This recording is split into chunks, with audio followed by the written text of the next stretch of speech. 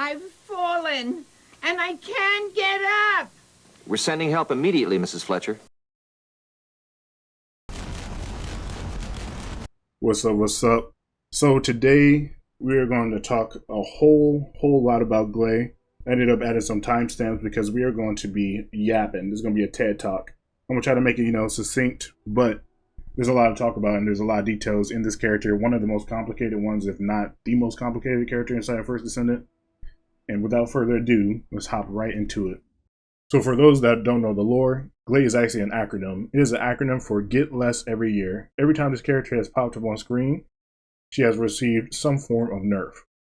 Now, the gameplay loop of this character revolves around picking up orbs after you destroy those enemies, and then swapping between her forms in order to activate different effects on her skills. The two skills that do end up using those life orbs as resources are going to be Massacre, where she changes her gun, and Life Siphon, which is an AoE. Increased Sensory, this is pretty much our infinite ammo button, / a button that we can utilize in order to get some movement speed and zoom around. So that's a quick synopsis. So let's go through these. Frenzy, we end up taking more damage. We recover less from different things that we pick up, such as the life orbs, aka Power of Life. I just call them life orbs. You get less HP from those, you get less HP from the general HP pickups, but you end up dealing more damage, and it costs you your HP. So that's something to keep in mind with this character. You are draining your health in order to use these abilities. And here we have Life Siphon. This is going to be our AoE ability. Does solid amount of damage. When you are in non-frenzy, you can utilize this inside of a group of enemies to not only heal your HP, but to also give yourself some good stacks of damage reduction. And if you are frenzy, you can also use this to, once again, heal your HP, but that is going to ramp the damage of the skill. So here we have Increased Sensory. So this is going to give us a whole bunch of speed boosts when we are in base form, as well as increase the chances of the life spheres dropping. And when we are frenzy, this is going to make our ammo cost nothing for the duration, which is going to allow us to just chain shoot.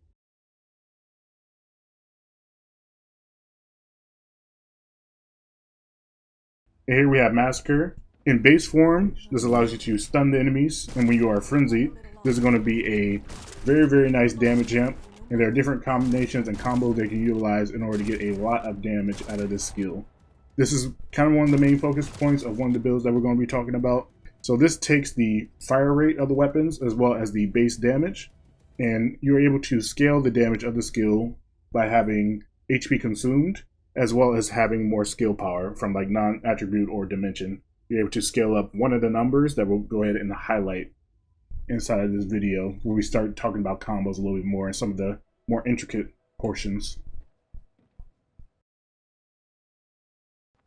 So one thing that you can do with Massacre, you can start in base form. If you start in base form, you can just kill the target that you're supposed to be stunning. Hold on one second. Minor setback. But you can start in base form.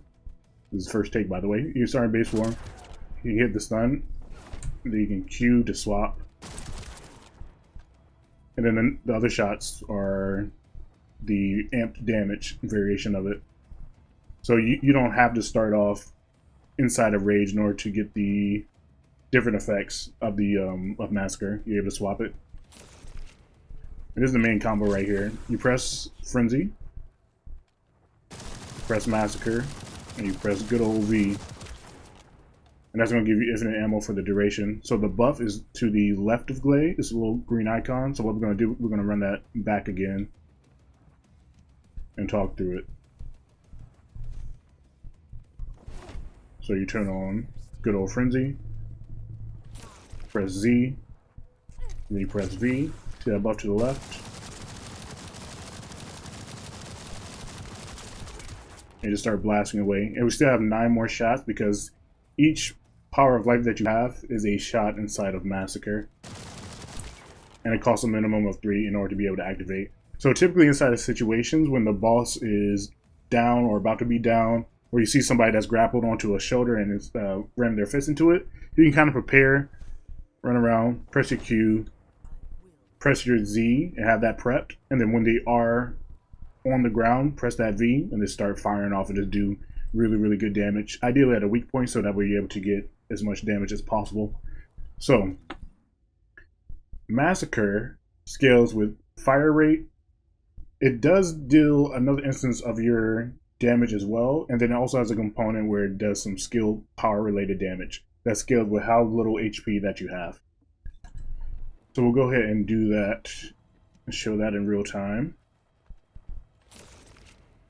We're gonna show that with this so you can see the numbers. Gonna swap guns. And you can see right there, I had to release the amount of bullets that I had before I was able to swap. Once you have Massacre out, you're stuck in it. This will even lock you out of swapping different weapons and different gear. So you got to make sure you utilize that.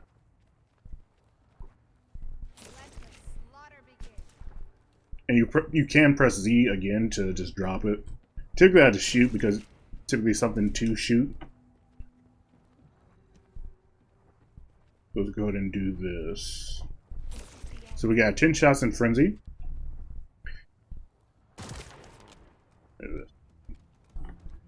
Hold on one second. We're giving you 3 numbers when we can just give you a little bit less.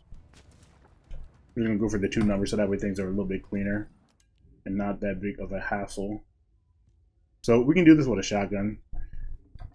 The damage is just coming from one of the pellets. It doesn't give you all the pellets worth of damage, which is why shotguns are not good for ult. But launchers and snipers at a high fire rate work out well. Let's go ahead and do this. We can see that is a 23, so it's a smaller number. We'll be able to play around with it.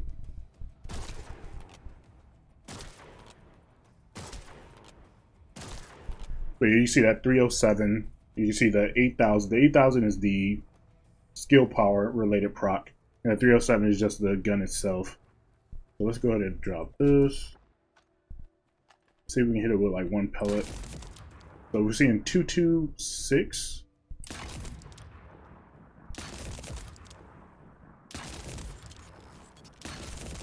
Yeah, we're seeing 226 to 243. So let's go ahead and we got fire rate right here, which is solid. We got weak point, and we got the rifle reinforcement. So what we're going to do, we're going to remove all of these, and let's go ahead and take a look at the shots where we are in ultimate.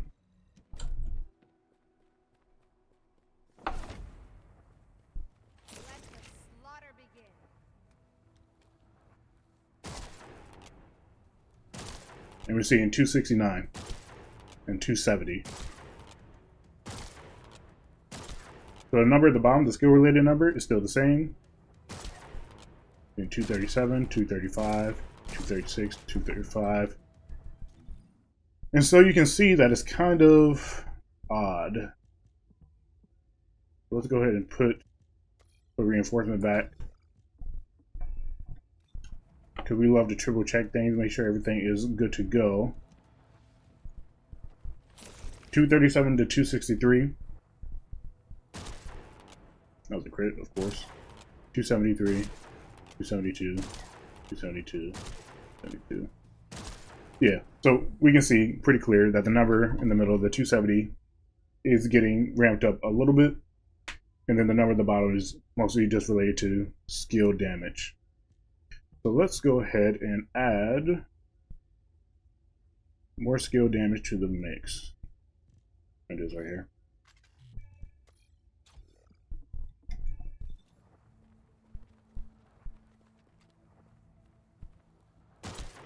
And you see we had 9,604. So you can see that damage jump right there. Let's go ahead and lose our HP.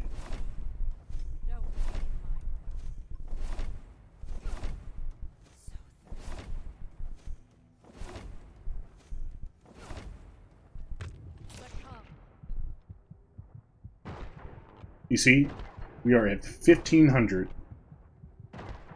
A very, very, very drastic increase. And you're able to hold down that button,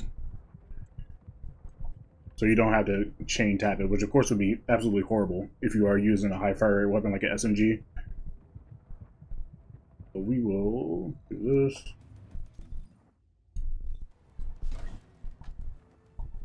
We'll shoot this off right here. Something that's a little bit more intricate that is not really intricate at all, but something that I didn't mention was the interaction for our infinite ammo.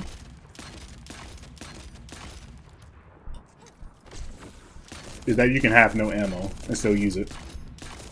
So you don't have to feel bad about using up your ammo and kind of feel concerned about that at all. So how do you get Gley? One, you can pay some money, you know, call some cash to speed things up, or you can grind it out. If you go over to the research institution, you can see that she needs the catalyst, stabilizer, enhanced cells, and also a blueprint. If you go underneath here, everything is aligned a little bit better. Click on Gley, see the Gley code and how you can acquire it. You just click through this by pressing F on the PC. And you can hit F again, and you see a detailed list of where you can get these different items. And you click through again, and once again, and you get the questions highlighted. That should be in that amorphous right there is where you're going to end up getting it. 100% chance of getting an amorphous. You end up being a boss, and then you RNG the code through the amorphous. So it's going to be a little bit of grinding. All right, we're going to talk about two builds that are going to be able to carry you through hard difficulty. This first one is very, very balanced. Feels good everywhere across the game. There's not going to be a situation that you're in that you're going to feel out of place, except for, you know, the fact that you don't have a shield and we have no HP regen innately inside of our kit. Other than that, everywhere else is going to feel great. So we have the Thunder Cage SMG. This is going to be our AoE as well as some single target damage. We have the Devotion. This is going to be fantastic for the accuracy. And then we have the Vestigial Organ, something like that. Now this is very good because it has the 200 fire rate. This is going to allow us to chain shoot and do a ton of damage when we are utilizing our infinite ammo combo. And with this setup, we really don't ult. We don't have to run around pick up ores that much, and we are able to stay in a safe or a favorite position and go ahead and do the damage that we want to do. So for the Thunder Cage right here, you want to go ahead and do rolls to get, click through here real quick. Ideally, critical hit rate, critical hit damage, both of these are very good for this. Firearm attack is very solid. And then from there, you can do weak point damage. Damage against Colossus is also good. Even an element is okay, but that would be a bit more specific to a particular enemy that you're fighting. While those other options are going to be something that's going to be more universal and you won't have to readjust over and over and over again. So typically, if I don't see one or two things that I really like those items that I mentioned before, I just spam reroll at the one. Otherwise, let's say we got weak point damage, reroll from here, and kind of chain do that. I do lock two things sometimes if I'm going for like a super hard push for like a last item. But most of the time, if I just hit critical hit rate, critical hit damage, or just critical hit rate plus the damage versus Colossus, or whatever two quality ones is what I'll go with. You don't really want to use too many of your resources. Also, when you level up your weapon through the weapon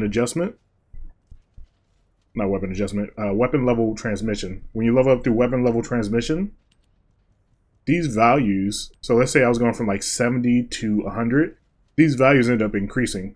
So you don't want to spend a lot of your resources getting the perfect roll for a weapon early, because these values are going to be, smaller than what they will be later when it's a higher level and you have to re-roll it again.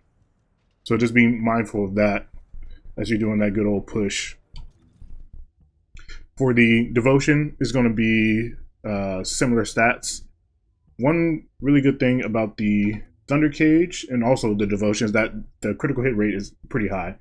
With critical hit rate is multiplicative, so this 20% gets multiplied by the different things that you have inside your kit. So we have better insight right here, which gives us that 16%, and it multiplies right here. So we're at 23.2. So if you don't have a weapon that has a high critical hit rate initially, better insight is not going to help you out. And then due to you not really having high crit rate, more crit damage really isn't going to help you out either. So for this particular gun, I'd have firearm related mods maxed out. You can feel real safe leveling up the rifling reinforcement because it is relatively cheap. The blues are relatively cheap options. Fire rate is also solid, but you're going to run through some ammo. You might want to lean more towards efficiency and not go fire rate and just try to stack as much damage as possible onto these items. And I like having a faster reload, and this also gives me a little bit of critical hit rate. But yeah, boost up these blues. Feel good about boosting up these blues. They're cheaper than the purples. You can always transition and find some more blues later on. Like what I have right here, I didn't super duper invest inside of this. I just went to a good level, enough to get past what I need to get past and put resources into things that I know are going to be forever, like the Descendant modules. But Thunder Cage, I believe, is the safest option for a gun that you can max out and you can go ahead and put your resources into, such as your crystallization catalyst, because of the fact that it is good single target damage, has one of the highest critical hit rates of the SMGs, good fire rate, and on top of that, it has AoE. So good single target, great AoE, and we get 3 of them. So don't feel bad about going all in on the Thunder Cage, and you can farm some more of these. Very, very, very, very good gun.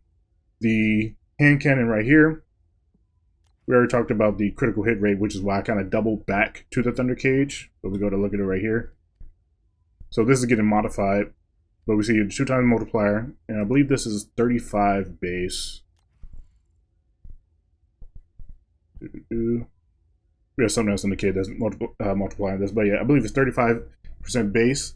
Now, this, you'll end up doing the same thing. I don't have this on my SMG, but this would be good inside that slot as well. And you're just looking for purples and blues that you can max out the damage. You can go fire rate also for this, but you don't necessarily need to. You just want to be accurate when you're hitting the targets, because the SMG is just sprays. SMG sprays all over the place. You want to be able to use the hand cannon to get those precise shots for certain bosses that have like smaller weak points and are a little bit jittery, or when you're hitting the balls in a certain order for some of these bosses that end up popping up. And you build very similarly to the way that you build the SMG, but leaning more towards big bang for your buck. Rolls that you're looking for here are going to be explosive attack, Bullet damage versus Colossus, because you want to do a whole lot of damage inside of a damage window.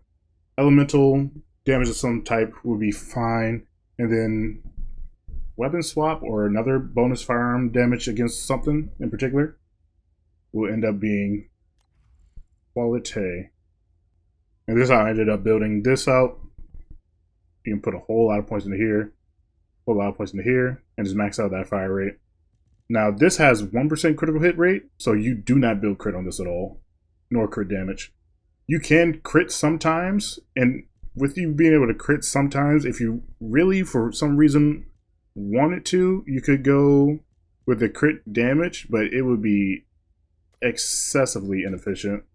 So for your reactor, for this variation of the build, you can get the non-attribute as well as the dimensional skill power increase, but I would not say that it is 100% needed, because we are not using Massacre often, if not at all. Whenever we go for the infinite ammo, we're just spamming either our Thunder Cage or our Organ here. Things that are important are going to be the skill duration up as well as cooldown.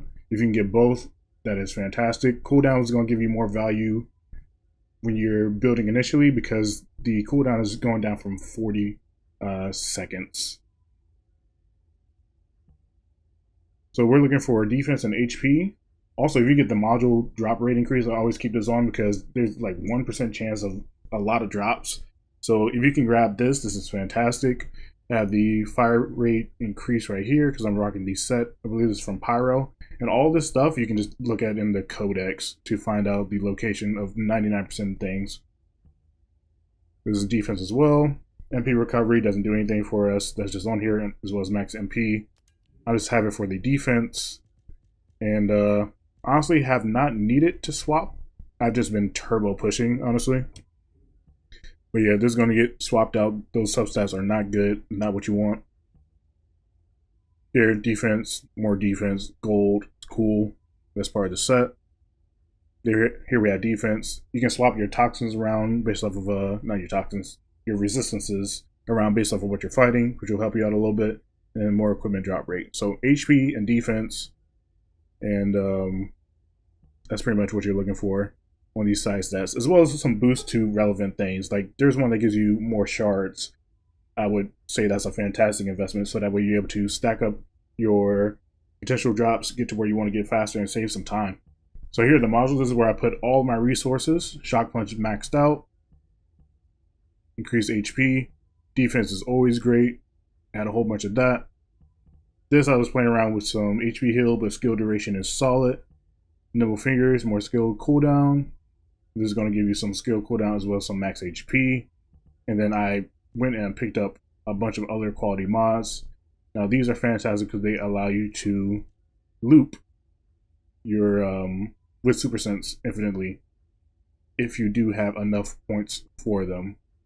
And I picked up Ultimate Gley, and that will be dropping pretty soon.